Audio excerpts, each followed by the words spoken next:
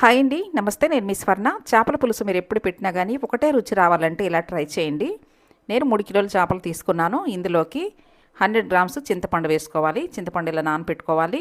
కూరలోకి మసాలా 2 స్పూన్లు ధనియాలు, 1 స్పూను మెంతులు, 1 స్పూన్ జీలకర్ర, అల్లం వెల్లుల్లి పేస్ట్ వేసి మిక్సీ పట్టుకోవాలి. ఇప్పుడు స్టవ్ మీద ప్యాన్ పెట్టి 3 స్పూన్లు ఆయిల్ పోసుకుని ఉల్లిపాయ, పచ్చిమిర్చి వేసి వేయించుకోవాలి. ఇవి వేగిన తర్వాత మసాలా పేస్ట్ వేసుకోవాలి. పచ్చివాసన పోయేంత వరకు వేయించుకున్న తర్వాత 1 స్పూన్ పసుపు, 2 స్పూన్లు ఉప్పు, 4 స్పూన్లు కారం వేసి బాగా ఒకసారి కలుపుకోవాలి. ఇలా కలుపుకున్న దాంట్లో చింతపండు పులుసు పోసుకోవాలి.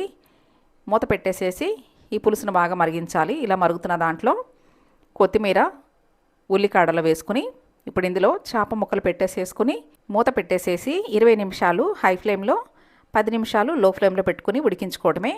లాస్ట్లో కొంచెం కొత్తిమీర, స్ప్రింగ్ ఆనియన్స్ వేసుకోవడమే. ఈ చేపల పులుసు మీకు కూడా నచ్చింది కదా? అయితే మిస్ చేయకుండా లైక్ చేయండి, షేర్ చేయండి, నా ఛానల్ని సబ్స్క్రైబ్ చేసుకోండి.